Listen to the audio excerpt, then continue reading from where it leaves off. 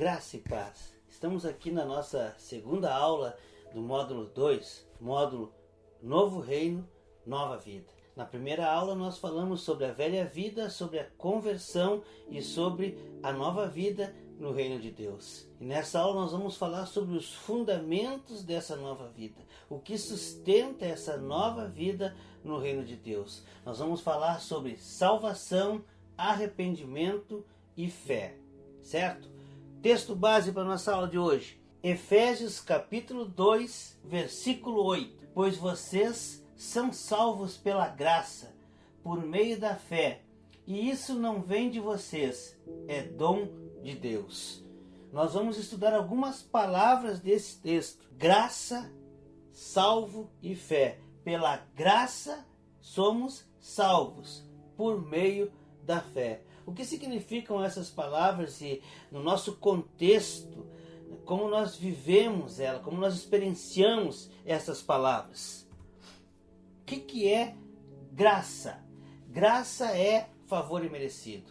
Toda vez que a gente vai explicar, ouve falar de graça e pergunta o que é graça, a frase comum, ou a resposta que todos temos é: graça é favor imerecido. É algo que nós não merecíamos, mas foi feito por nós. Isso é graça, favor imerecido. E a pergunta daquele que escuta a resposta que graça é o favor imerecido, porque pela graça nós somos salvos. O que é graça? Favor imerecido. Que favor é esse? E por que eu não merecia esse favor? São questionamentos que, se nós não fizermos, deveríamos fazer, para que nós pudéssemos conhecer, para que nós possamos conhecer melhor a palavra de Deus. Então, graça, favor imerecido. Que favor é esse e por que eu não merecia? Colossenses capítulo 1, versículos de 19 a 21. Pois foi do agrado de Deus que nele, em Jesus Cristo, habitasse toda a plenitude e por meio dele reconciliasse consigo todas as coisas, tanto as que estão na terra quanto as que estão no céu, estabelecendo a paz pelo seu sangue derramado na cruz. Antes vocês estavam separados de Deus e, em suas mentes, eram inimigos por causa do mau procedimento de vocês. Retomando a aula passada, na nossa velha vida, nós vivíamos conforme a nossa vontade. E é conforme a nossa vontade, era a nossa vontade, esse estilo de vida conforme a nossa vontade, desobedecendo a vontade de Deus, que é o que o texto nos diz aqui, mau procedimento de vocês. Viver em desobediência a Deus é o nosso mau procedimento. E esse mau procedimento nos tornava inimigos de Deus. Nós éramos, e hoje, pensando, olhando para o passado, nós éramos inimigos de Deus. Quando nos falavam em Deus, ou quando queríamos trazer alguma mensagem da parte de Deus, nós rejeitávamos. Não, Deus não, Jesus não. É a minha vontade. E isso me tornava inimigo de Deus. Na minha mente eu era inimigo de Deus, porque as coisas que eu queria, que eu desejava, eu sabia que não eram da vontade de Deus. Então eu me tornava inimigo de Deus. Eu não queria andar com Deus. Era separado de Deus. Então, por ser inimigo de Deus, por viver separado de Deus e ser inimigo de Deus, é que eu não era merecedor.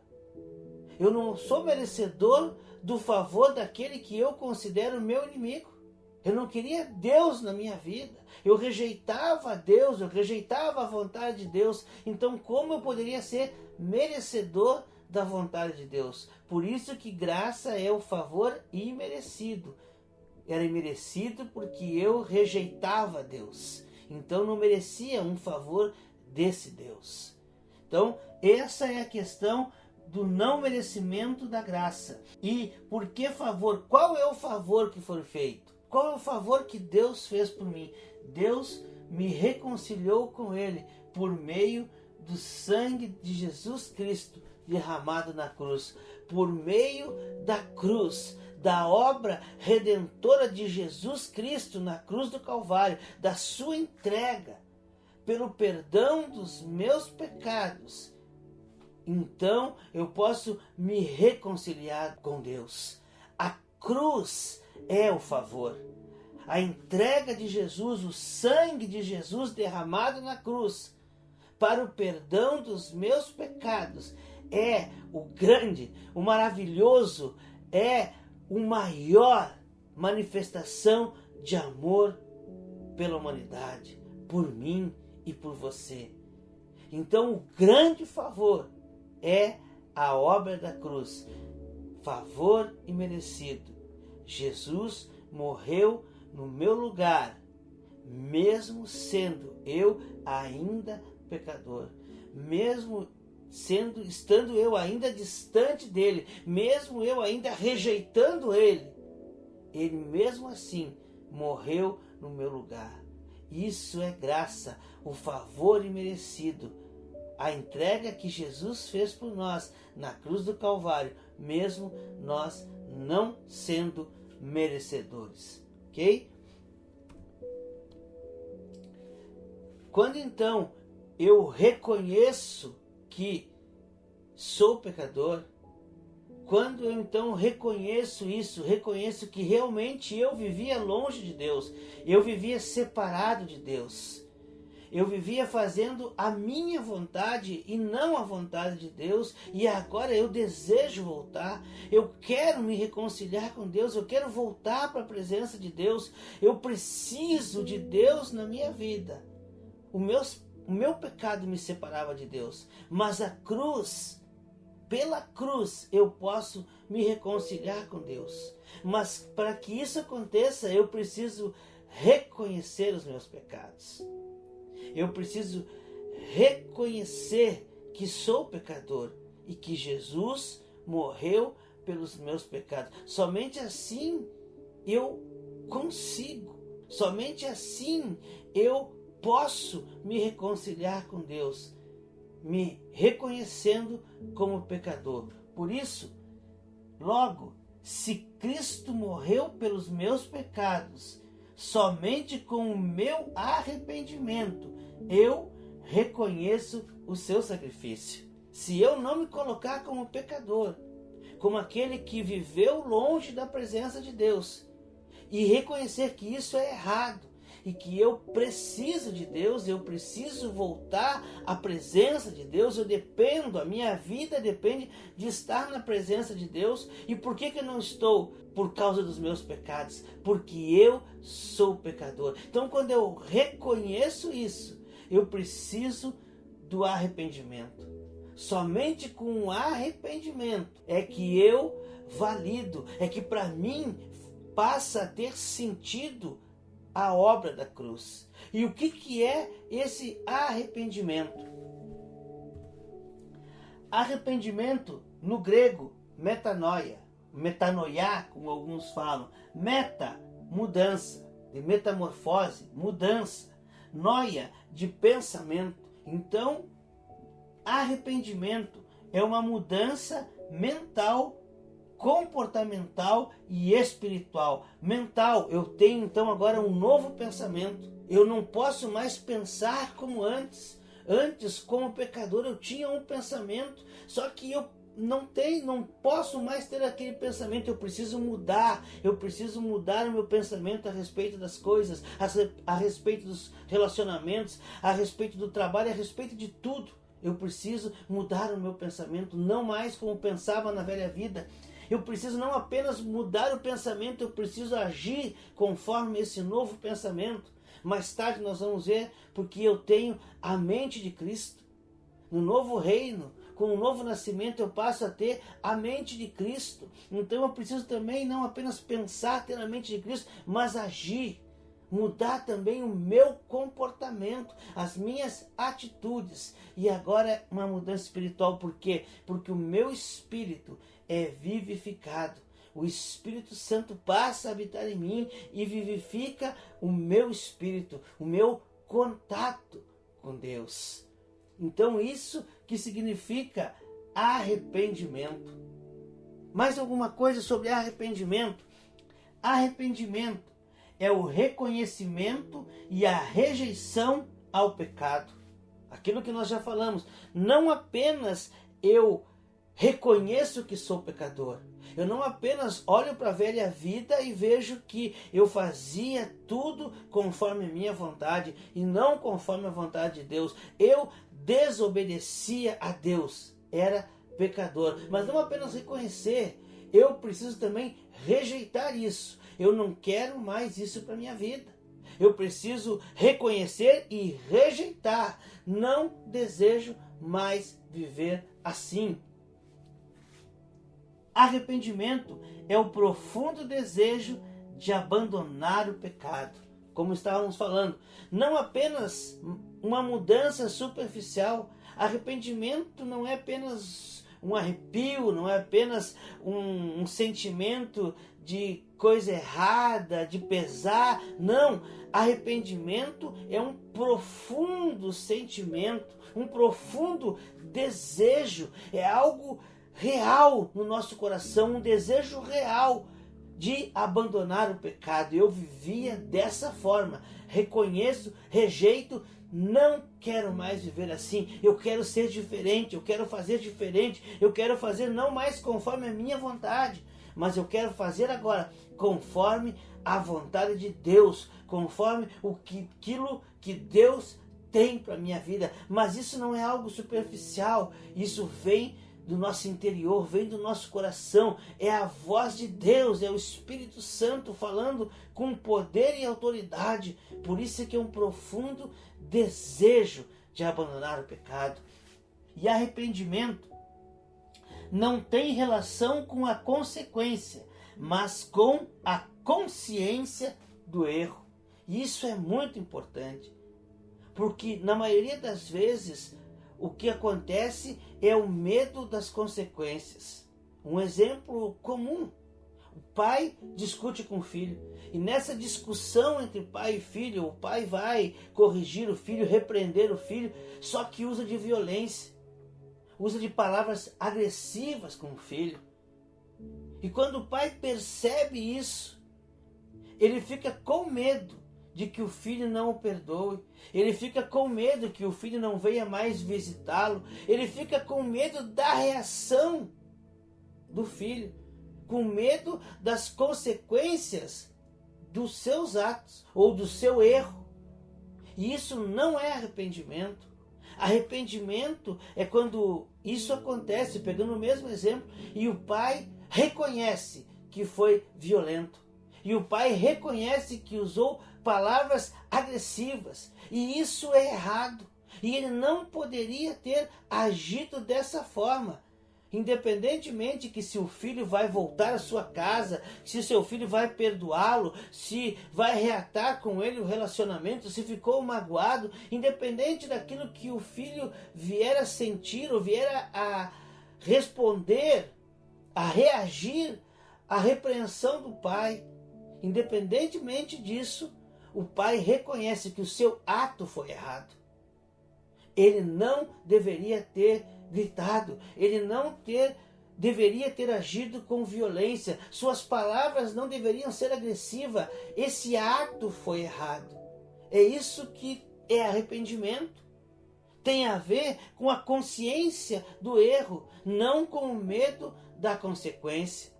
Nesse mesmo exemplo, se o pai fica ali preocupado com a consequência e o filho volta a casa e o filho, digamos que não fica muito preso àquilo que o pai falou, a agressividade, a violência do pai, e segue com o mesmo relacionamento, o pai, que alívio, e não vai tratar o erro.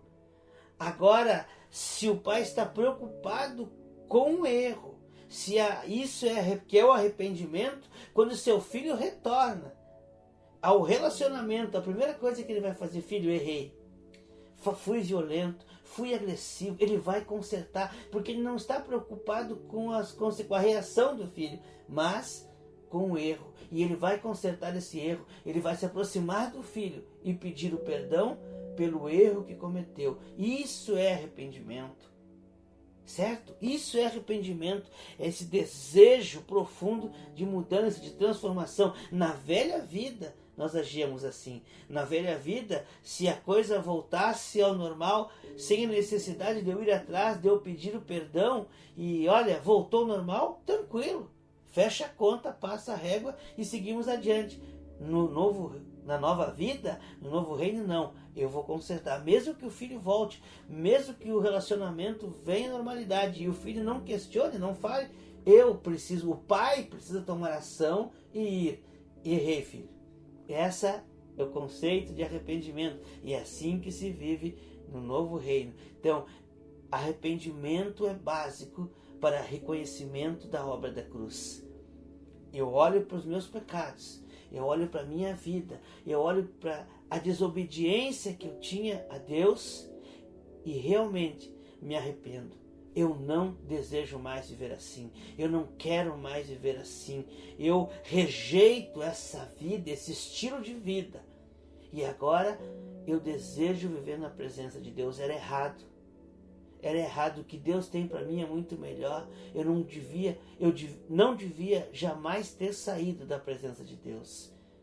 E eu sou tomado no meu coração por o desejo de voltar à presença de Deus e nunca mais voltar a fazer o que eu fazia antes. Isso é arrependimento. Independentemente do que eu vá sofrer, das consequências. Mas eu continuo ainda com algumas consequências. Estou vivendo uma vida nova, mas ainda estou pagando por uns erros do passado. Eu não estou preocupado com o erro. Eu não estou preocupado com a consequência do erro. A minha questão é consertar aquilo que eu havia feito de errado, porque eu não quero errar mais. Certo? Salvo de quê? Não é uma questão que vem? Né? Quando dizem para você, então você foi salvo. Pela graça sois salvo. Pela graça vocês são salvos. Tudo bem, mas salvo de quê? De que eu sou salvo? Salvo da condenação do passado. O teu passado te condena. Já viram falar a frase, o filme? O teu passado te condena. O nosso passado nos condenava. E quando aceitamos a Jesus, quando recebemos a graça da obra da cruz, nós somos salvos da condenação do nosso passado. No mundo agora passamos por aflições, mas em Cristo Jesus nós somos salvos dessas aflições. Nós encontramos refrigério, encontramos amparo, consolo para nossa alma. Sabemos que Deus está conosco. Sabemos que o Espírito Santo habita em nós. Então nós somos salvos nas aflições. Nós somos salvos nas aflições do presente. Nós não somos salvos das aflições, mas nas aflições. Sabemos que Deus é conosco. E precisamos também, aqui eu abro um parênteses, reconhecer que antes, na velha vida, quando passavam por aflições, aí sim a coisa era complicada. Mas hoje nós sabemos que estamos com Deus. Seja no deserto, seja no vale, seja na montanha, Deus está conosco. Não importa o lugar. Então nós somos salvos nas aflições do presente. E também somos salvos de uma eternidade longe de Deus. Da forma que nós vivíamos, separados de Deus, o que nos aguardava era uma eternidade longe da presença de Deus.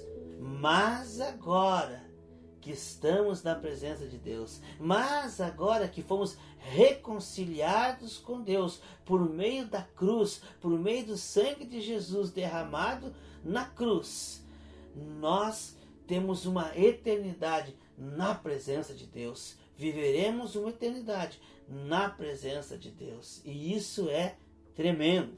Amém? Alguns textos que nos falam dessa salvação. Romanos capítulo 6, versículo 23.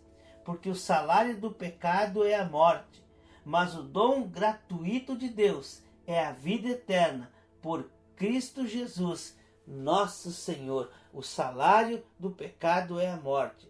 Nós vivíamos em pecado, desobedecendo a Deus na nossa velha vida. E qual era a paga, qual era a recompensa, qual era a punição por vivermos longe de Deus?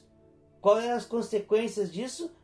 Uma eternidade longe da presença de Deus. A morte, o salário do pecado, a retribuição, a contrapartida do pecado, da prática do pecado, é a morte. E essa morte é uma morte eterna, longe da presença de Deus. Mas de Deus é o dom gratuito, por meio de Jesus Cristo. Isaías 59, versículo 2. Mas as vossas iniquidades fazem separação entre vós e o vosso Deus, e os vossos pecados encobrem o seu rosto de vós, para que não vos ouça. Destaque: separação. Os nossos pecados faziam separação. As nossas iniquidades, os nossos pecados nos separavam, nos afastavam de Deus. Mas pela cruz nós somos reconciliados. Vivendo ainda nos nossos pecados, nós vivemos distantes de Deus.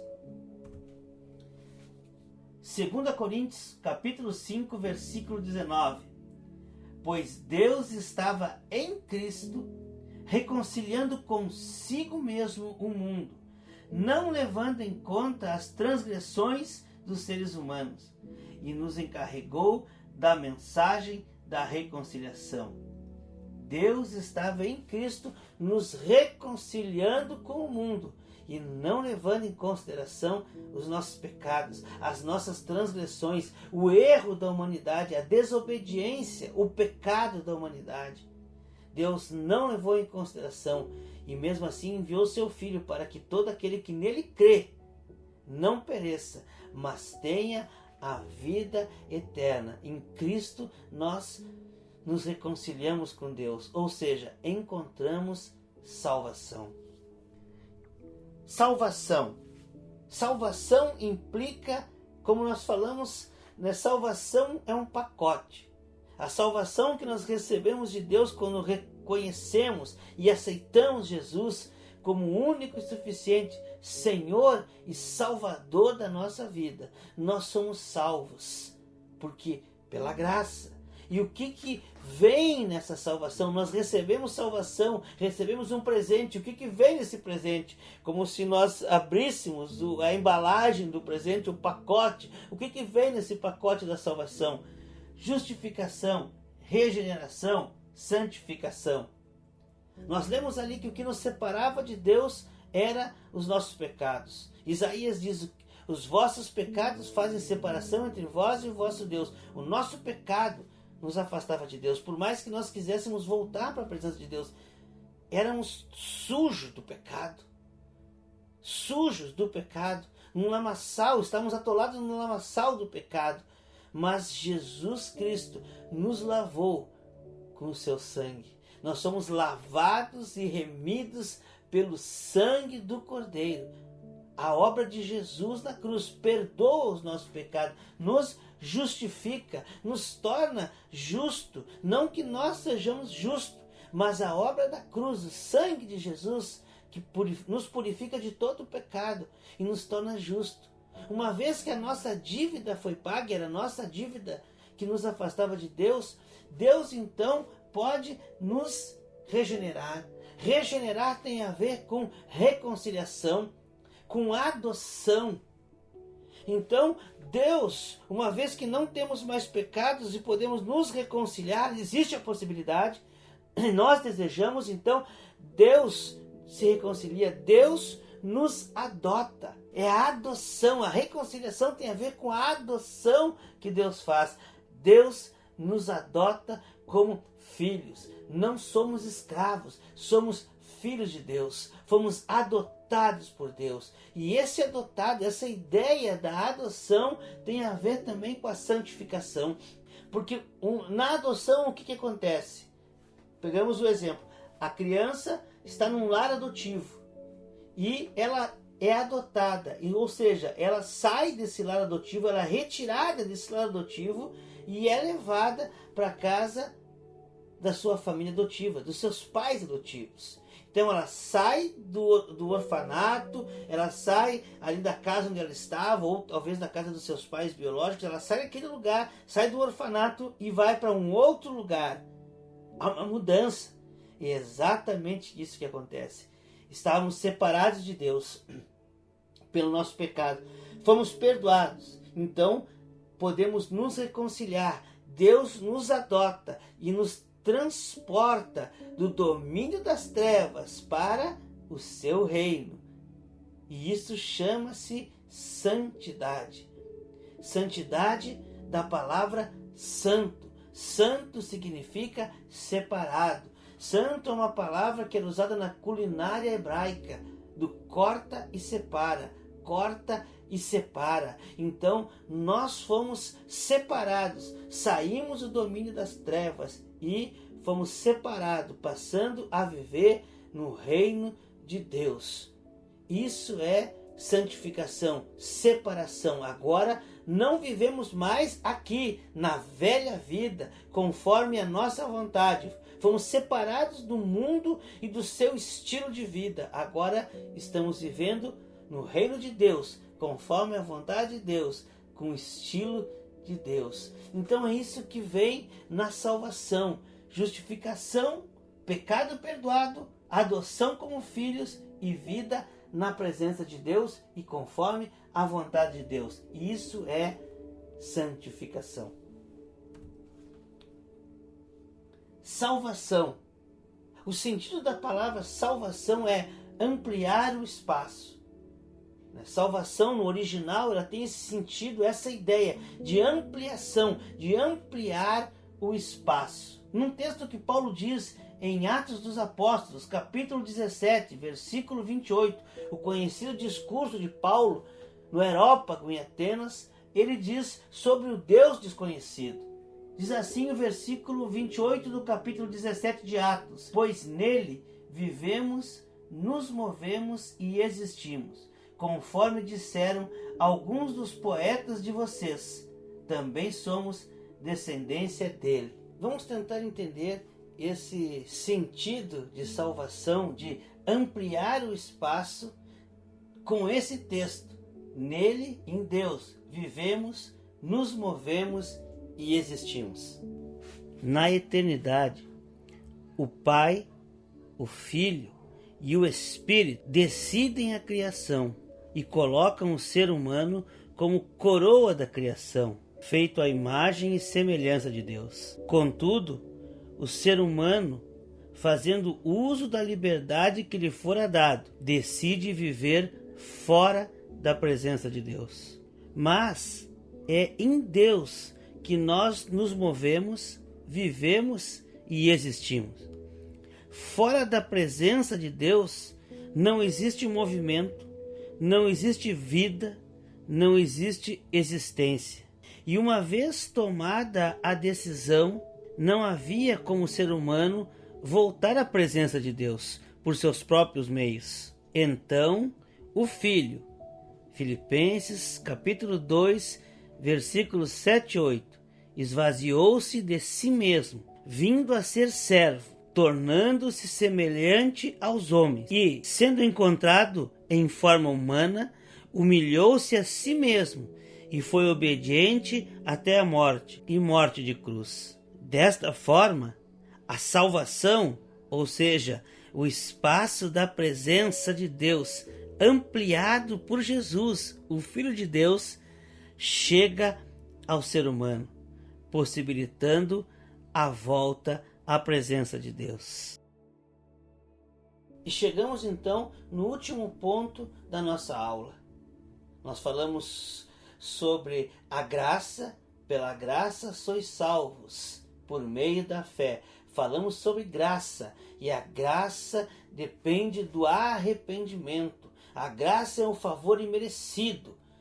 Jesus morreu por nós, morreu no nosso lugar, mesmo nós não sendo merecedores, porque éramos pecadores. E o arrependimento é o reconhecer que eu era pecador e decidir abandonar o pecado e viver para Deus. Isso é graça, favor imerecido.